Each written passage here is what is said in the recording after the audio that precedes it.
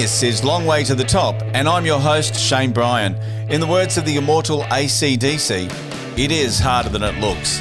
These interviews will give you a glimpse into the lives of the artists that we've sung along with, danced and rocked out to.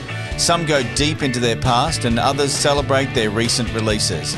But all of them show that regardless of who you are, it's always a long way to the top.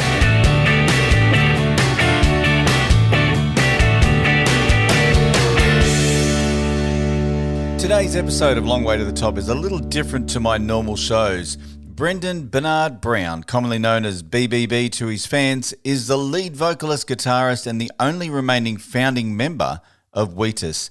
He was in Australia ahead of the Pandemonium tour, where he will share the stage with Blondie, Deep Purple, Placebo, and the legendary Alice Cooper. Instead of doing the interview myself, I handed over the reins to a young guy I work with. You could say he's the original Teenage Dirtbag, Nic Groer. I hope you enjoy today's episode of Long Way to the Top as Nic chats with Wheatus.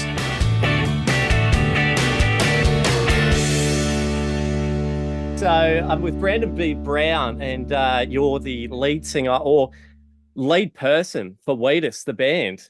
Yeah. It's crazy to be talking to you, actually. Oh, thanks for having me on. I appreciate it. And like I say, the crazy thing is because I reckon you're probably one of the number one karaoke songs ever sung. You'd definitely be up there with Teenage Dirtbag, surely. Oh, well, we're very grateful about that. Every once in a while we kind of look at this and say, we're still doing this, man. I can't believe it. Yeah, it's still holding on. Yeah, and we never got used to it. We never got used to being successful in any sense, so it still feels like it's Christmas morning, kind of like every time. And what they want us for download, what they want us for Pandemonium, what Art wants me to go do acoustic touring? Are you kidding me? Like, it's always a surprise. And it's crazy. You're on the Pandemonium lineup. That's insane in itself. Like, you're playing alongside some massive names. Who have you got on that? You've got Alice Cooper. Yeah. Blondie, Alice Cooper, Deep Purple, Placebo. It was a really cool band. Wolf Mother's on, as you said. Bunch of other great acts from Australia that I'm looking forward to checking out. It's like well, as a New Yorker, playing a show with Blondie is kind of like, what? Like, we're doing what? Like, okay, I didn't think I'd get to check that off the list, but holy cow. It's even like Deep Purple is insane. Like, one of the world's loudest bands of even the 70s. Yeah, arguably invented heavy metal, kind of like, I think our third record, Too Soon Monsoon, really trying to sound like Deep Purple on that one. Like, we're going for that, like where the Hammond organ is just as loud as the guitar. And everything is really chunky and it just sounds bigger than possible, Oh, yeah. That's one thing I noticed was I was like, what Wheatus songs do I have on my playlist? I've got like 200. One of my favorites I remember listening to a lot last year was your most recent one, the Valentine LP. Yeah. It is so, like, every song just feels so different from the other. And one thing I wanted to ask from you was, what is that on the track, Break It, Don't Buy It? There's sort of like a Japanese violin sound in the back. It's called an erhu. Erhu, yeah. And it was played by my friend Jack, who's a traditional erhu professional. And it's like you said, it's a traditional Chinese violin. Yeah, it's a folk instrument, and it is absolutely gorgeous to record. And he's like the best ever. Look him up. Jack Su is his name, and he's basically all over the place with that thing. He's really successful. He was kind enough to come in and play a track down on that for me.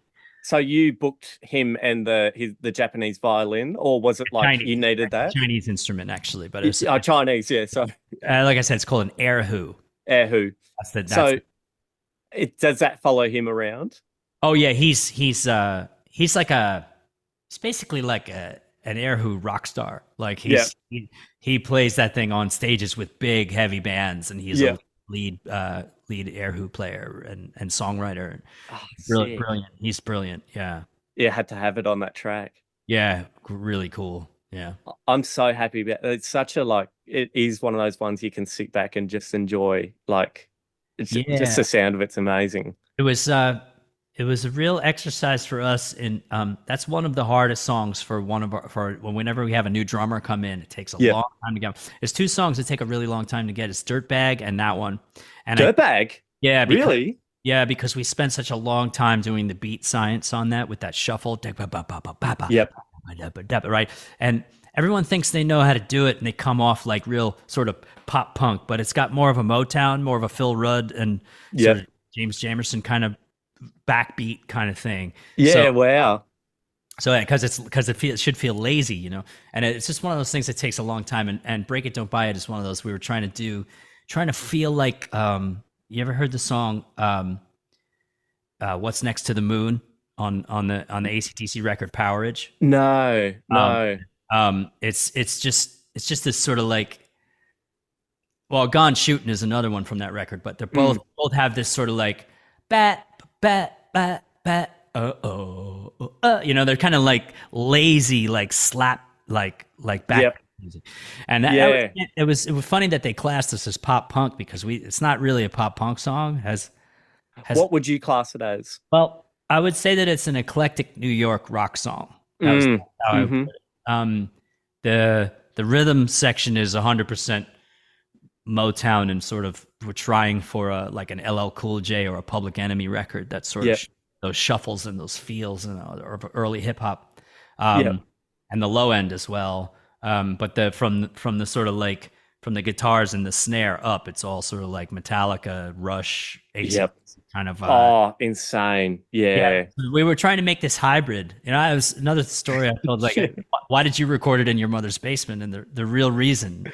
Because had I walked into a studio in New York in 1996 and said, well, you know, I want the verses to sound like Paul Simon and James Taylor, and I want the chorus to feel like Metallica, and I want the, you know, the back just all these to be like hip hop, and they would have kicked me out. You know, get out of here.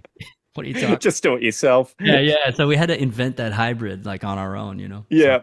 Oh, it came out amazing too, though. Like it really worked, and it just came out. It really worked because it's still here. Yeah, it's fun to play when you get it right. When you get it right, it's fun. And the best thing about it too, you did something that I've been wanting every band to do once, is just do one Christmas song per band. And you did it. You finally did it and you made the best song for it. How did that come about? Why'd you go Christmas Dirtbag? We had talked about that for so many years, and just the way that we tour, the schedules, we were never active during that period. So finally, we toured so much last year that we were sort of still working in June and July and getting ready to head out again. And it was like, you know, we could squeeze in a little EP, you know, we could do it this time. But it was like, if we're going to do something with Dirtbag, I don't want to do it myself because I don't know how to rewrite that as a Christmas song. So I turned to my partner, Gabrielle Sturbans, and I said, you know, can you do this? Can you take 24 hours and redo this as a Christmas song? And she was like, let me give it a shot. She nailed it. She totally nailed it. She's like, you idiot, this was easy. It's the first song. The first lyric is her name is Noel, and that's Christmas is Noel. So I don't know. Like, and I was like, you know what? That's what happens when you sing the same thing for 30 years. You just forget. You don't have the imagination anymore. Yeah. But she did it. And then Joey, our other backing vocalist, she came with a song that she had done 12 months of Christmas. So she was like, in the Christmas. She was ready. And she came worlds combined. Yeah, with Feels Like Christmas. That was Gabrielle's song, and then Joey's song was You Made Me Believe in Christmas, and then Gabrielle had her sort of like Phil Spector-y kind of song for a while there, and I also did the cello, the quartet version with my friend Scrap back in New York and from Dirtbag, and it came together really fast.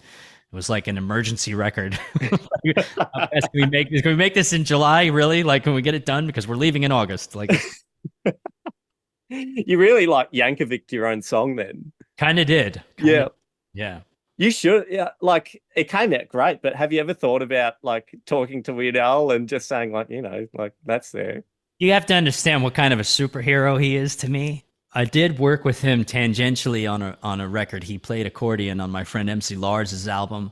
We wrote a song together called True Play for real. And Al played accordion on the chorus, and that's as close as I ever got. So he's like, I mean, it'd be hard to be a musician in the 80s and not have really felt the pull of Weird Al. Like, just, the intelligence of it and the depth of it and the curiosity. It's a bit like a musical boogeyman. Like, if you put out a song, he's coming for you.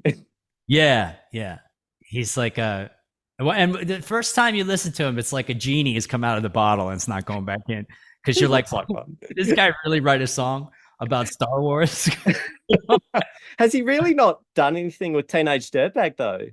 No, he hasn't. I mean, it's going to be his. You don't talk about that. No, he does what he wants. He's got nothing to prove to anybody. Al, he's like I said, he's like superhuman. So we're just gonna. It'll come to him. Just gonna be grateful that he exists. Hey, on the picture in the back, I do see a hat. That's not a bucket hat, perchance, is it? No, I'm in my friend Dave's house. No, that's his stuff.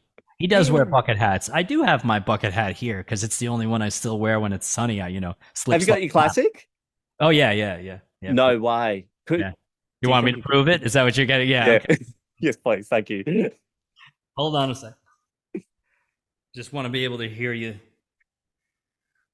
The reaction. Yeah. Here we go. Yes. I love it. You've held on to it. That's sick. It's not as crisp as it once was. It's a little bit. It was white at once. Now it's got some sunscreen on it, and the coffee stains. So that's been like your Superman's cape. That's just been your uniform. Yeah, it's I wore them when I was a little kid. I always wore them. My mom used to throw them on me because of the sun. So it was like. And I was going to say, Brendan, can you say to my mum? I bought a bucket hat the other day and she's saying, don't wear that. You look like an idiot. Can you say to my mum, no, he needs a bucket. He needs sun safety down here. I know I'm not going to say that. I'm going to say it's okay to look like an idiot if you're going for sun safety. That's what yeah. Great message for the people. And one other thing while you're in the bucket, you're a little Vegemite. You love Vegemite. I saw a picture of you and Vegemite and Tim Tams. Yeah. No, it's real. The only Australian thing I'm not really into is Lamingtons, and I'm willing to give. I'm going to give it another shot. Somebody gave me a Lamington on TV one time. First time we got here, and from Channel V gave me a Lamington, and I just wasn't into it, man. It's like Aussie brownie. That's what right. But everything else, Promite. I'm a Promite fan. Sometimes I opt for Promite instead. Yeah. You can't beat it for just a breakfast food. It's exactly savory, lovely savory thing. You just throw down and it's done. It's really. Well, it's funny because I read your Twitter and I think your most recent one, like 10 hours ago, was like, I used my shorts as a face mask. Now they smell like Probite or something. Yeah, it was last night. I'm trying to get my sleep schedule right. I'm still not on the right schedule coming from New York, and like the sun's coming through the window at 1:00,000 in the morning. Yeah. And I pulled my shorts, so my old shorts that I wore overnight, like over my face. And I'm like, these smell like Promite, man. What's going on? Am I that deep in Australia? It's only been 24 hours, and it's already my shorts are stinking like Promite. And, might as well just move here at that point. I can imagine that smell. It's like, why? But then, oh well, it's not bad. They've smelled like worse things, So I mean, like I said, I don't smell like shit. So can't be too So what's coming up for you then, apart from this Pandemonium, which is going to be absolutely crazy? Well, in the day after tomorrow, my tour with Art Alexakis from Everclear starts. And that's the most important thing for me right now is just get focused on that, because that's a little bit like, that's pretty serious. You got to be good with just your guitars, no band backing you up. And Art is such a great songwriter. And we're doing this thing where I'm going to play my set and then he's going to play his. And then we're going to jump on stage together at the end and talk shop and maybe play a little bit more. And it's a great honor to be included in that by him, because he's one of these guys I look at, like, even before I knew him, I was looked up to him as an American songwriter in the class of Randy Newman, and like they're really and I'm just excited about what he's going to teach me, because I've been on tour with him before and I learned a lot, and this is going to be like a real look under the hood. So I'm stoked, man. What are you like looking to learn from that sort of experience? When you are a songwriter, the whole thing is you're trying to tell somebody a story, or you're trying to convey an emotion with your instrument, right? Like, and that's your voice and just your guitar, with the bare bones, like just the voice and guitar, right? Yeah. And the challenge is always like, you go to the studio and you dress everything up, you put drums on it, you do all this stuff, right? And it's all an elixir for the idea. Yeah. But there's always this sort of anxiety that maybe the idea can't stand on its own. So being a songwriter myself, who does on the acoustic guitar always originally, the first thing I do is play it on the acoustic by myself. I'm trying to pull myself away from, well, the bass would be doing this right now, and the girls would be singing this harmony, and blah, blah, blah, like get all that picturing the whole thing. Yeah. Try and get all that out of the way and just get back to what you were trying to say with the song in the first place. And that's another level of pro performance that, I think art's a little bit more used to than I am. So I'm going to try and really focus on how does that work? How does Willie Nelson do that? How did Tom Petty, Yep. Prince is another one who could probably just sit there with a keyboard. And I watched it. I saw Prince play Purple Rain on the piano once. Yeah. And it was all there. And I don't know how it was all there, but it was all there. And it's because of him, it's because of how connected he is to what he's trying to say to you. Yeah. How honest and all that. So, Yeah. Well, it's funny you say that, because one of the biggest artists, I reckon, who would convey emotion would be like Frank Zappa.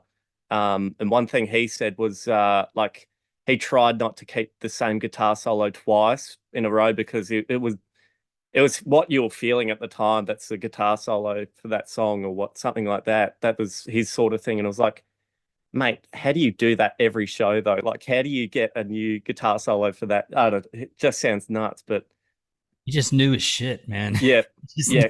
He worked hard. That's how he got that, Oh, he lived music. Yeah, that's the other thing. Yeah. And spend 9 hours, 10 hours a day playing your guitar and figuring out new stuff, and you'll be like that. Yeah. So have you got the acoustic with you? Like, do you just jam and just go? Yeah, it's just behind me here. Yeah. Yep. Oh, sick. It's not the original. I don't take that original out anymore. Oh, really? It's too fragile. Yeah. That particular model of Martin had not a defect, but a design idiosyncrasy that over time would separate. And the only way to fix it is with epoxy. And I already had the repair done once. The next time it breaks, it's over. So I don't want to risk it, 20 plane flight, It's museum worthy now. I do have my other custom here, my custom acoustic that I've been using these days. Oh, sick. Yeah. I'm surprised, like, do you have a lot of instruments at home, or? I have a few guitars. Yeah, I have. Let's just say there's more than 10, but they're not collectible. I don't have like a Gibson Les Paul that's from the 60s, and I don't have a really fancy Stratocaster. I don't have anything that's George Harrison's. Yeah. No. Although I would pick up a Malcolm Young Gretsch if I saw one hanging somewhere. I would check that out. But I don't have the kind of money for that kind of thing. I just collect guitars that make sense to me. Music, Yeah, so definitely. some of them are real cheap and weird, and some of them are like well made but hard to find and not particularly desirable. That's the kind of stuff I'm drawn to. Then what is your strange like collection? Then do you have one that you just go like? Do you have anything that you go like Vegemite jars or something? Or is it like coins? BMX bikes. You're a BMX bike collector. I'm not a collector. I once was. I once did collect vintage BMX bikes from the 80s, late 70s, early 80s, but I stopped doing it and sold most of the ones. I still have a few hanging around. I have an original Harry Leary Diamondback Turbo BMX bike from 1982. That one is from. Oh, you love them. Yeah. That's I still cruise them on eBay all the time. Bike porn. It's just like forever. Flicking through. Oh, I might save that one for later. Too expensive these days, but yeah. Oh, well, I do have a fair bit, but I guess like I don't want to waste your time anymore. But go ahead. Ask away. Oh, really? Yeah. What? Well, I wanted to ask as well. One Direction, they're when their audio cut out, or when when everything was just failing, their silent song while everything was failing was Teenage Dirtbag. I didn't know that. I never saw them have a technical malfunction. I saw them a few times. Yep. I was friends with Our them. resident One Direction person, she said to me, like, when they had a technical difficulty, they would sing Teenage Dirtbag while the mics were down, and like that was their song. And I was like, I'm talking to that guy. Yeah, I guess they were. From what I come to understand, I met them a few times, and I understand that they were all like 9 or 10 years old when Dirtbag came out. So it's like Yes. this, like first rock song that they got into when they were little kids. I think that's the story anyway. But, Well, you did perform with some of One Direction's band as well. yeah, Josh Devine and Sandy Beals are good friends of mine. Yep. We've made a few records together. We put out a single called Only You back in 2014. That's right. 3 of us played on that, and that's about when the time I was attacked on stage for playing a One Direction song. No way. What was the song? Okay, yeah. It's called Only You. I was playing at the time. What Makes You Beautiful. We were covering that. We were doing sort of we did like broke it down in like a halftime like hardcore mosh like in the middle. We were having fun with that, but some drunk weirdo in the audience wasn't having it, and he jumped on stage and he got past security, got my leg, and like pulled me off the stage, and he was trying to beat me up and stuff. He did, but it was good enough to write a song about, you know. Yeah. Yeah. That's sick. Well, I think like to be in the Rock and Roll Hall of Fame as well, you do need to get dragged off stage and like beaten up as well. I think every legend has. I always remember that story about Mike Dirnt from Green Day. He was trying to get back on stage at Woodstock, and a security guard maybe punched him, knocked his teeth out or something like that. Same army, same guy. Yeah. Are you gonna release another album? Are you gonna go like a different sound? I don't know if you saw, but we just re-released our first. I did see that. It's a 20-song version. The original was only 10, and this is 20 songs. Yep. It's the first 10 that you're familiar with, but it's also 10 others that were songs that we shelved from over the years that we just didn't do because they sounded too much like they belonged on that first record. Yeah. We want to put them out. So after a while, we just had this collection of sort of alternate first album songs. Yep. And we recorded them all and put them on the it's a double disc set. If you go to Spotify, all the streaming sites, it's on there now. A full 20-song version of the first album. Oh wow! So that is all technically new music that we put out, but in the last couple of years. But the the 7th studio album is something that we've been working on for a long time. There's 3 songs from that 7th album that are on streaming right now. A song called Tipsy, another one called Lullaby, and a third on a live record called Michelle. And that's a sort of a experimental approach for us. These songs sound really heavy, but there's some weird jazz chords in them, but they're still sort of pop accessible sing along. We're trying for something a little different, something that merges the old pop standard jazz with like New York hardcore. From my background. So are you you're kind of experimenting then in a way? Because I was going to say, have you like early on, do you think you found your sound, or are you like still? That's a really good question. Yes is the answer. Yeah. In 96, 97, I found the sound of Teenage Dirtbag and found my own voice in as a singer, songwriter, as the leader of a band. But over the years, I have come to sort of like cherish the process of discovery more than finding something to sit back on, right? Yep. So like I can play Teenage Dirtbag until I'm blue in the face and hit those high notes and whatever else, but what I'm really interested in is can I ever learn how to play the way that Willie Nelson plays? You know, can I ever learn how to can I make a successful like, you know, sludge metal record? Yeah, with my songs. You know, can I do something? I love that. So that discovery process drives me on in the studio and in the writing a lot. But that's a good thing, because I know a lot of different bands will just like they'll fall on what's kind of going around them, whereas the thing that I've loved from listening to your albums has been the fact that it's been like, it just feels a bit different each time, where it's like, you're like sort of having fun with whatever sound you just feel like at the time, sort of thing. Yeah. The And Valentine LP, it's creative. like you mentioned before. Yep. Valentine LP was this sort of like, okay, well, let's go back to we had made some EPs, some experimental like progressive rock EPs with like 80s drum sounds and things. And I went back to like, I want all the drums on this record to be from the Civil War. Like I want them all to be old. So I went on eBay and bought a whole bunch of old drums, built drum kits out of these like gnarly old marching drums and weird stuff that no one would think of in a studio. And they sound sort of like thumpy and hollow and big and old. And I wanted to make a rock record with those sounds, it's sick. Yeah. I also bought this amplifier from the 50s that Buddy Holly used to use, the same model. It's called a Magnetone. Yep. And I got this sort of watery sound on the guitar that I was working on. I put it on the bass as well, and just tried to find, some sort of new thing that I had never heard before to put the songs in the frame of, Yep. Yeah.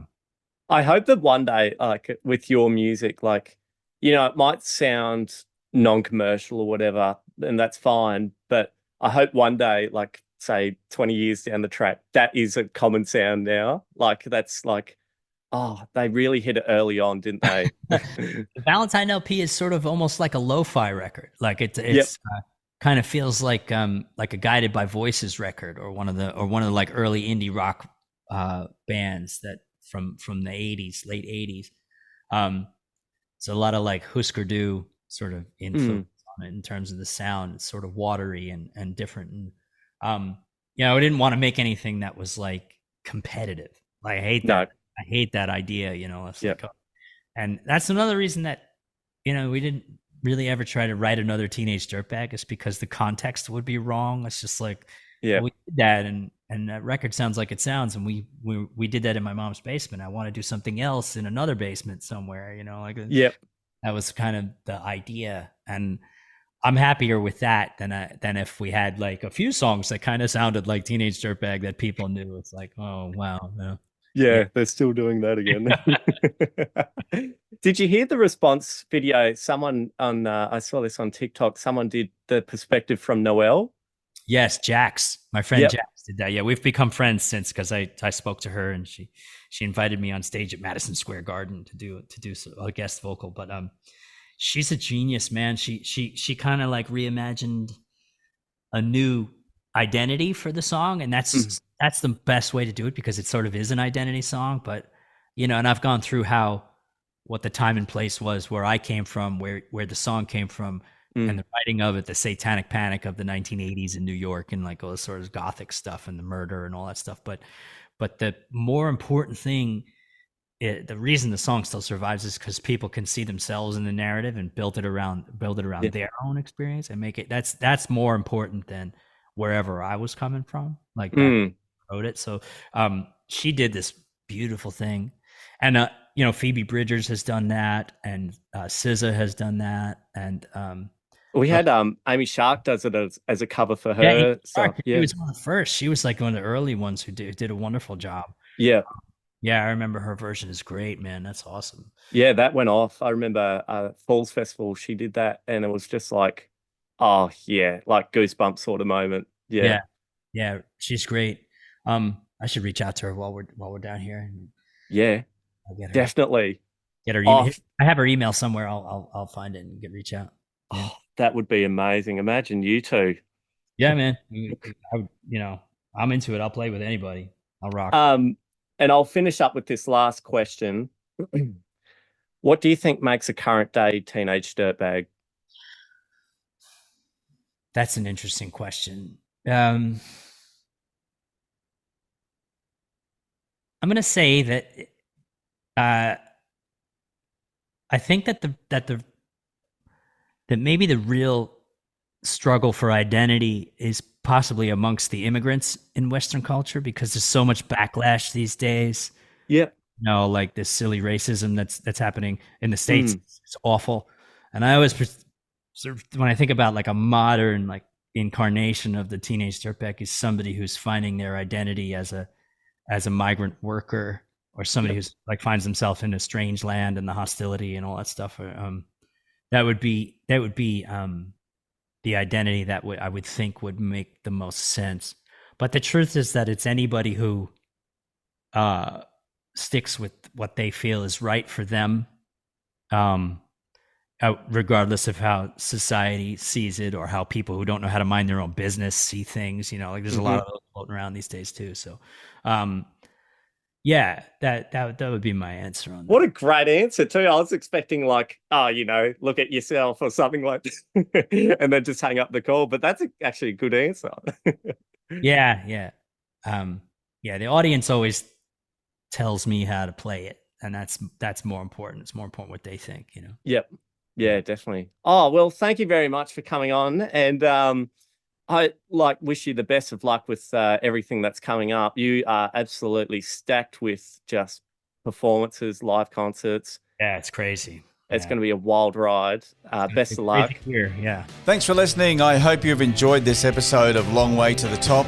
Hit plus or follow to subscribe to the podcast, and head over to Facebook at the Long Way to the Top podcast and give us a like.